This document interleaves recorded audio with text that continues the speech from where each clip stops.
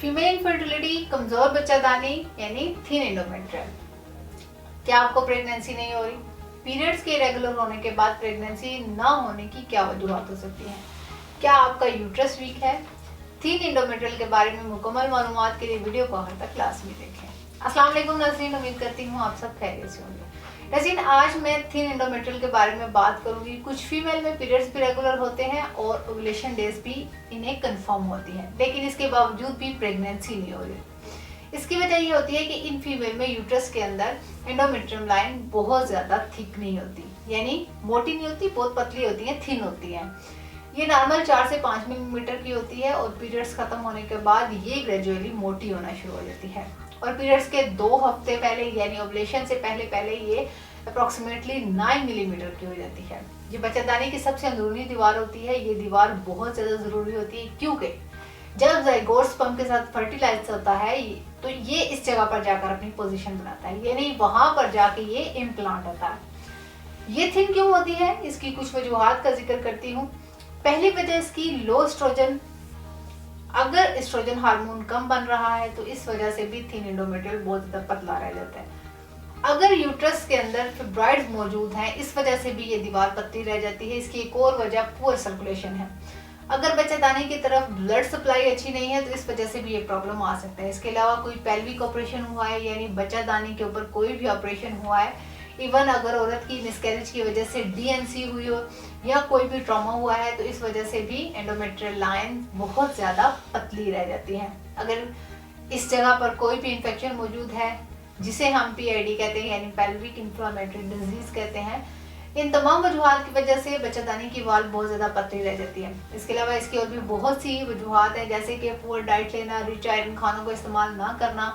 इसके अलावा अगर बच्चादानी में जाले मौजूद हों या कुछ ऑर्गन्स आपस में चिपके हुए हैं या किसी इन्फेक्शन की वजह से, तो इसलिए भी ये लाइंस बहुत ज़्यादा पतली रह जाती हैं।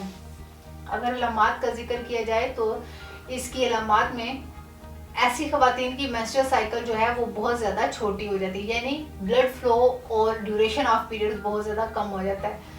अगर 2 साइकिल में ऐसा हो रहा है या तीसरी साइकिल भी इतनी छोटी है तो खवातीन अपने हार्मोन्स लाजमी टेस्ट करवाएं। इसकी एक और अहम अलामत ये भी है कि अगर औरत को 2 पीरियड्स के दरमियान में ब्लीडिंग हो रही हो, क्योंकि अगर बच्चादानी की वाल बहुत ज़्यादा पतली होगी तो ये 2 पीरियड्स के दरमियान में टूटना शुरू हो जाती है। इसलिए इसके अलावा अगर बहुत ज़्यादा पेनफुल पीरियड्स हो रहे हो तो ये भी एक अलामत है कि बच्चादानी की वाल बहुत ज़्यादा थिन है, कमज़ोर है।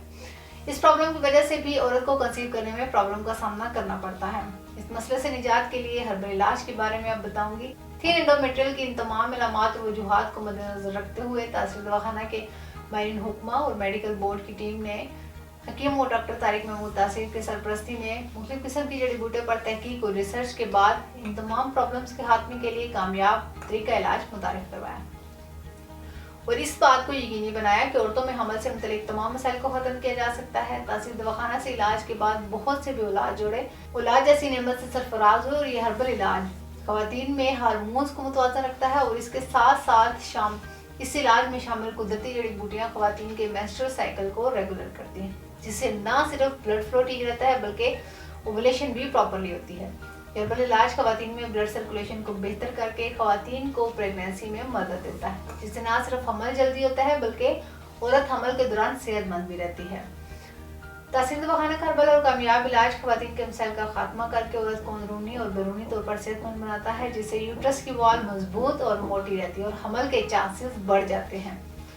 वो तमाम खवातीन जो हमल ना होने की वजह से परेशान हैं, तासीर दवाखाना से एक दफ़ा अपना इलाज ज़रूर करवाएं और पुरसकून और खुशहाल ज़िंदगी बसर करें। इसी तरह इलाज के बाद खुराक और हदायत भी बताते चलूँ जो कि बहुत ज़्यादा ज़रूरी हैं, जिनको रोज़मर्रा ज़िंदगी में फीमेल अपनाकर सेहतमंद ज़िंदगी बसर कर सकती हैं।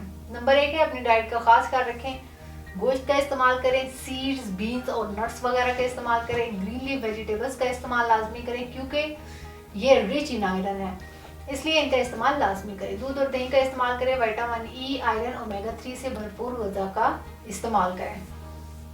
अगर परहेज़ की बात करूँ तो उसमें तेज़ मसालेदार खानों से परहेज़ करें। Fast food, bakery food, junk food वगैरह का इस्तेमाल तक कर दें। इसके अलावा कोल्ड ड्रिंक का इस्तेमाल हरगिज़ ना करें। स्ट्रेस से खुद को बचाएं, पुरसकून और खुशगवार माहौल में रहें। अगर आप भी बांझपन या किसी भी पेचीदा पोशीदा मसले का शिकार हैं तो हरगिज़ देर ना करें, बल्कि आज ही तासीर दवाखाना तशरीफ लाएं और चेकअप के बाद अपना इलाज शुरू करवाएं। नाज़रीन, इसके मुतालिक मज़ीद मालूमात और रहनुमाई के लिए स्क्रीन पर दिए गए नंबर्स पर रब्ता करें और हमारा यूट्यूब चैनल तासीर दवाखाना विजिट करें। अगले प्रोग्राम में एक नए मौजू के साथ दोबारा आपके सामने हाजिर होंगी। तब तक के लिए अपना ख्याल रखिए। मुझे इजाज़त दीजिए। अल्लाह हाफिज़।